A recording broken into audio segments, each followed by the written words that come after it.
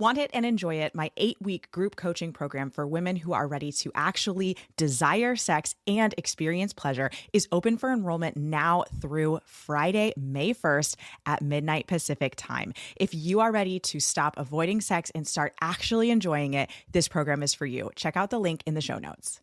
You actually talking is one of the best ways to ground yourself in the present moment. The question then becomes, what do you talk about? Welcome to Reclaiming Catholic Intimacy, the podcast for Catholic women that helps you improve your sex life, strengthen your marriage, and embrace God's design for love.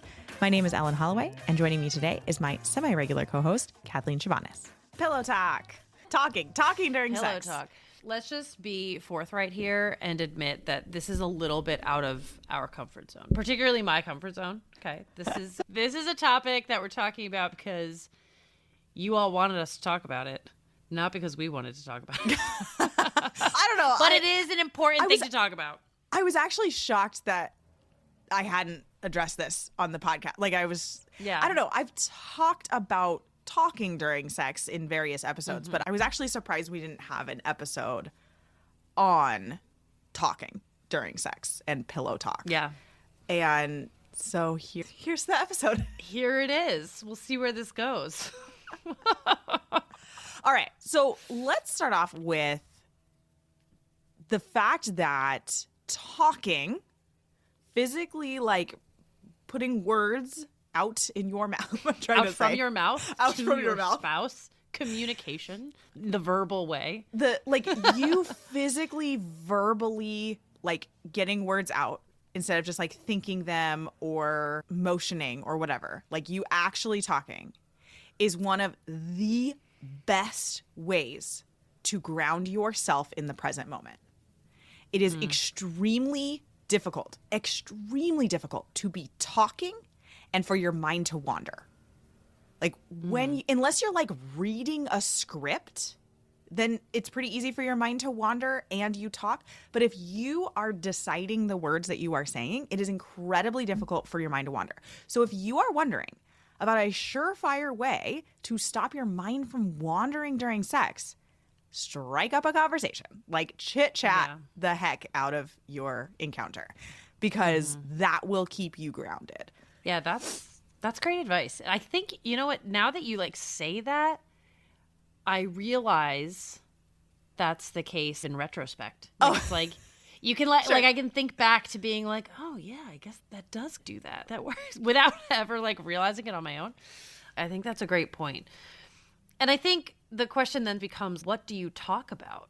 How do you speak during sex?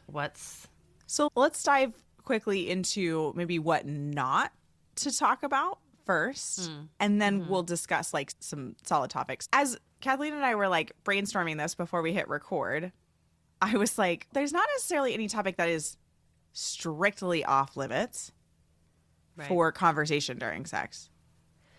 The important thing that we have to remember, and this is where kind of those boundaries come up, and they're not boundaries to stop you from having fun. They're boundaries to give you full freedom within the act, actually, is that sex is a loving gift of self. It is a highly dignified act. You and your husband have great dignity in yourself.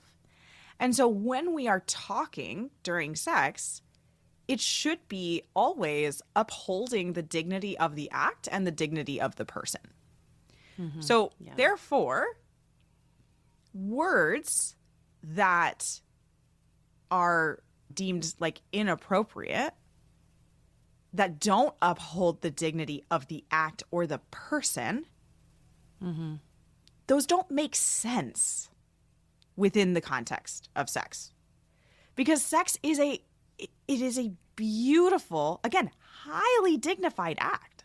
And so when we start getting into bad girl, bad boy, obviously these are the super G-rated versions of the words, everybody, okay? Or even naughty. Yeah. Right? Whatever those sort of negative connotation they're Words not are upholding the dignity of the person, and they're not upholding the dignity of the act. Even the phrase, and we were discussing this before we hit record, even the phrase dirty talk is not upholding the dignity of the act. And it is, that phrase actually is really harmful to those of us who like grew up in a lot of purity culture. Kathleen, you were mentioning this to me.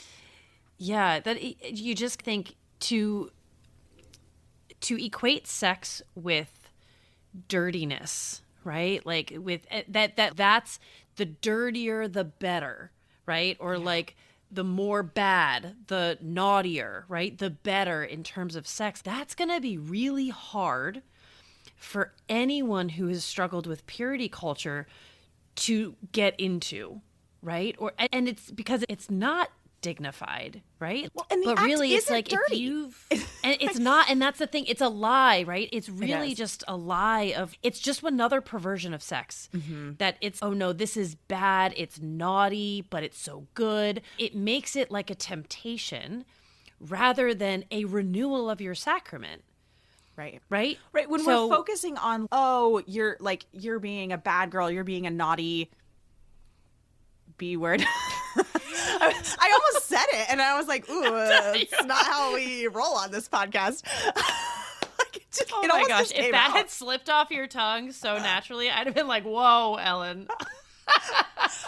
Okay, I was just in Australia, you guys. We are recording this like 4 days after I got back from Australia, and language is so different there, you guys. Like, bad words are just like not colloquially bad, and like radio and TV does not have like language barrier limit. There aren't like words that have to be like dubbed on like TV and things like that. I was talking to my brother-in-law about this. It was wild to me. So it literally almost slipped off of my tongue because I have been around a lot of language. Like a lot of language lately. Funny. That's so funny. Anyway. Yeah. But I think that, like you were saying, like those words, it's not representing the truth of what sex is. Yeah. And again, like those of us who grew up in purity culture and are struggling to recover from purity culture, right? This is just going to make you even more uncomfortable. It's going to make sex, it's not going to heal your relationship with sex, right? No, this like quote unquote not. Dirty talk. You need the truth of what it is, right? That it is an act filled with love, filled with commitment, right? That's what needs to be portrayed to heal your relationship with it, and your perspective of it. Absolutely. But yeah, overall, like, now, is that to say that you can't, like, say anything to turn your husband on? Or absolutely not. And I think that sometimes it's funny because I think I literally said to Ellen, I was like, I don't do this, so I don't know what we're going to talk about, but here I am now. No, you've got plenty to say, Kathleen. All of a sudden, out of nowhere, Holy Spirit activate. No, I think that for me, at least, and I think there's probably a lot of women who can resonate with this, it's not premeditated, right? To premeditate conversation that's like a turn on is very awkward, very strange, doesn't feel comfortable. But yet when you're in the moment and you are enjoying it, all of a sudden, like, things can come out that just they really, I'll say for me anyway, they can really just uplift my husband, like, emotionally. Yeah. It's like both a turn on, but also just what's the word I'm looking for? Just like a confidence booster. Yes. I think things like telling him what he means to you, like telling him what he's doing well, telling him that you are his, right? And nobody else's. Like, things like that in the moment are things that dignify him. Right. My body belongs to you. This is all right? yours. Do what you want with it. Like, those are scriptural.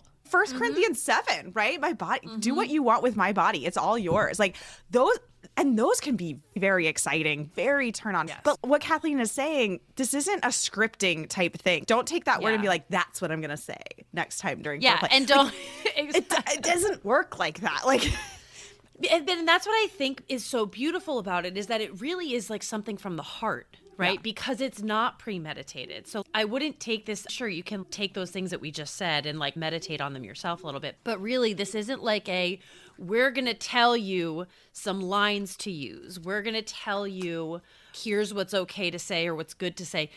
You really don't want to premeditate that much. You just want to be in the moment and let your heart speak through your mouth what your husband means to you. And let me give you an example of this. We have the scripting of some pillow talk in the Bible. And if we take it out of context and we're like, here's your script. Your hair is like a flock of goats streaming down from Gilead.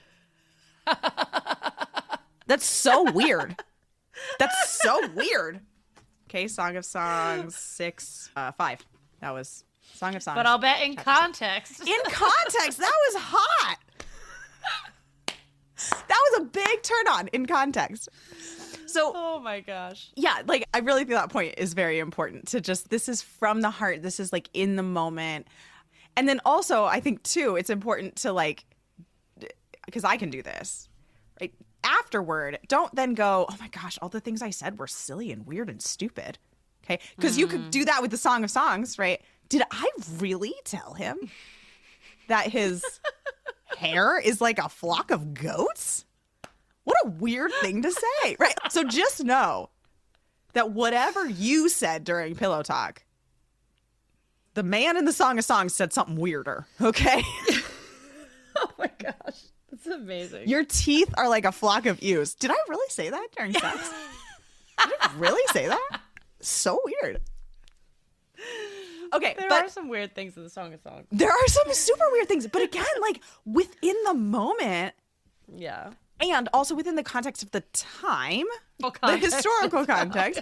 Like those were beautiful, lovely, like enticing things that the husband said to his wife, and then vice versa. Like she says some funny things too. I think like your loins are like a work of sculpture or something, she says. It's just like incredible. Like the statue of David. You are welcome to take some notes from the Song of Songs. And I want to encourage you to, if you're looking for what is it that people say during sex that upholds the dignity of the act, I want you to read through Song of Songs, because that is like God gave us a phenomenal example of how to talk during sex in a way that upholds the dignity of the person and the dignity of the act. I think it was, I cannot remember which saint it was, but somebody on their commentary on the Song of Songs, it might have been John Paul II, realistically. I read all sorts of John Paul II. But the commentary was the lovers in the Song of Songs, it's almost as if it's this conversation of lovers before the fall. Like this conversation is so pure, and the dignity of the act is upheld so perfectly, and the dignity of the person is upheld so perfectly in this spousal relationship that's in the Song of Songs, that it's almost as if this is like Adam and Eve. Like this is their conversation. This is how they entered into union together before the fall. So I think that's really lovely to look at too. And I want to also share with you a really fun idea, like a super fun idea. I got this actually from one of my students in the Wanna Enjoy It program. And this was like her husband came up with this. And I was like, this is amazing. But they like started foreplay and they were like kissing a little bit. And then the husband like paused and pulled out the Bible and opened up the Song of Songs and read a chapter. And then they kept going. And then he paused and he read another chapter. And then they kept going. And like they like read the Song of Songs during foreplay and just went back and forth between reading the Bible and like arousing each other. It was That's amazing. Really cool. I mean, That's like, really cool. It was amazing. I don't know. Obviously, I assume it was amazing. Hopefully you weren't there. I was definitely not there. The idea was amazing. The idea was amazing. I was like, Yeah. what an incredible idea. How beautiful. What an amazing way to uphold the dignity of the act. Yeah. I think you Yeah, could wow. I think you could do the same thing with a prayer in the book of Tobit, right? And pull that out as you begin foreplay. And please don't be weirded out with this, you guys. Like, sex is a beautiful gift from God. Yeah. And sex is biblical, right? We have the entire Song of Songs. Yeah. This is like praying with sex is right, and it's ordered, and it's justified. Like, it's a good thing. Like, sex is not this dirty thing that we have to just put in the closet. And that's what we were talking about with the dirty talk. Like, that phrase is not helpful. Yeah. No, it's not. And I think, just to go back 1 second, like, if you are really just, I was hoping this would be more practical, like, just how can I dirty Oh, I could talk give in you a some illicit more way? scripts. I got the Song of She Songs can give you open more right scripts, here. yeah. Because you're obviously not going to be telling your husband he's like a flock of goats or like a flock of What are you ewes or talking whatever. about? Actually, you know what? If you want a good one, chapter 8, verse 6 and further. Set me as a seal on your heart, as a seal on your arm. Like, beautiful. Yeah, and that's the thing, right? That's what we really need to be thinking about, is this isn't so much about, I think that with the dirty talk, right, it's about turning your spouse on through, like, sexual imagery, right? Versus turning them on with just romance and flattery and just, like, an expression of true love. Right? So think about us as women. Do we want to hear you're a naughty girl, or do you want to hear, oh my gosh, you're so beautiful? Right? Like, what would you rather hear? What's going to really put you in the mood more? I would say take that idea of what you know would turn you on more and flip that over to your husband. What would he rather hear? Some men, I'm sure, would say, yeah, go ahead, call me a naughty boy. But no, like, ultimately, like, in our house, we do, like, my husband will always tell the kids, like, I'm the king and mama's the queen. You guys are the prince and princesses, right? Like, that's cute. like, I love that's how our household is, right? Like, why can mama have dessert, but I can't? It's because mama's the queen, okay? But, like, this understanding that, like, there is a difference between us, right? And sometimes, oh my gosh, let me tell you right now, calling your husband a king, man, that's way better than saying he's a naughty boy or a dirty boy or whatever it is. I think that's in Call Song of him- Songs. I think there's some think it is. kingly imagery. There is, yeah, in there. some, like, royal imagery, yeah. Call your husband a king, holy cow. Watch his confidence and his pride, just, like, he'll walk 10 feet taller. And let's call it out here. I think this is really important as we close out this episode. Yeah. That if you're like, oh, but the only thing that turns me on is that, like, dirty talk, is those words. Like, that is what turns me on. That's what gets me excited. That's disordered. Yeah. That actually probably should be brought to confession. I'm not kidding. And I'm And not to therapy, judging maybe. you for having, like, for that kind of conversation.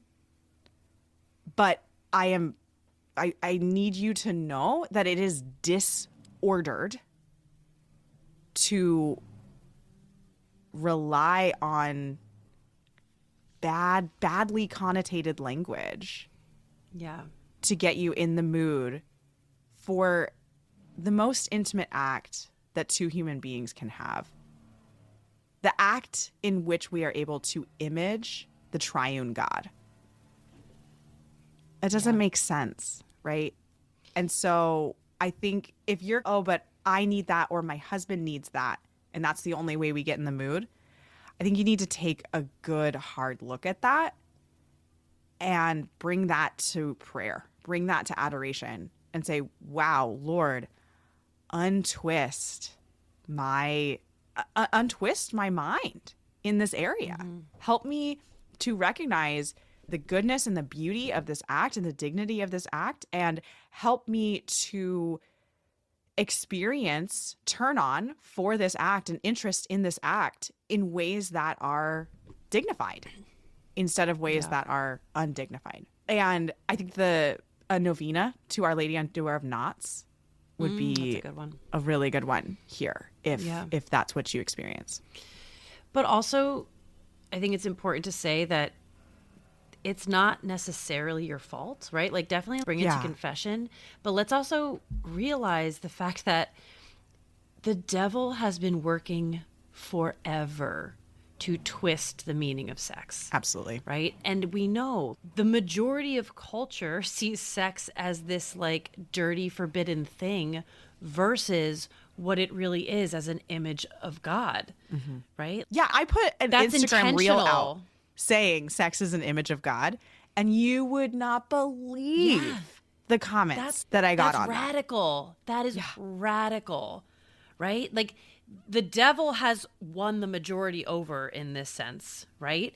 But it's our job now to take it back. Like, the fact that if you are this person who, like, dirty talk is really what does it for you, of course, we've been, like, submersed in that from the time we were babies. You don't even realize it. Like, we've been submersed in that culture. You absorb things just so subconsciously, right?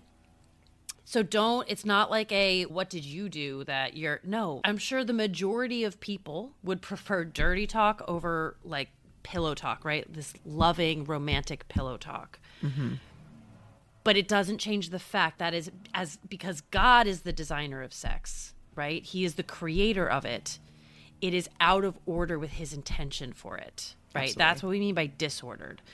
So yeah, it's not your fault, but it is now your responsibility. Yes, right? You've now been informed, right? Yes, exactly.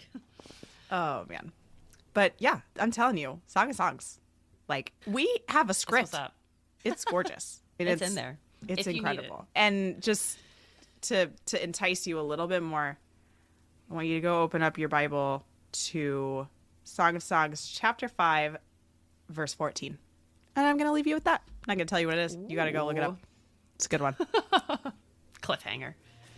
Thanks so much for listening. If you have ever gotten any value from this podcast, could you do me a favor really quick? Go into the podcast app that you are listening in, and if it gives you an option to rate and review, please rate and review this podcast. It helps us so much in reaching new listeners and spreading the word about this podcast. Thanks so much for listening.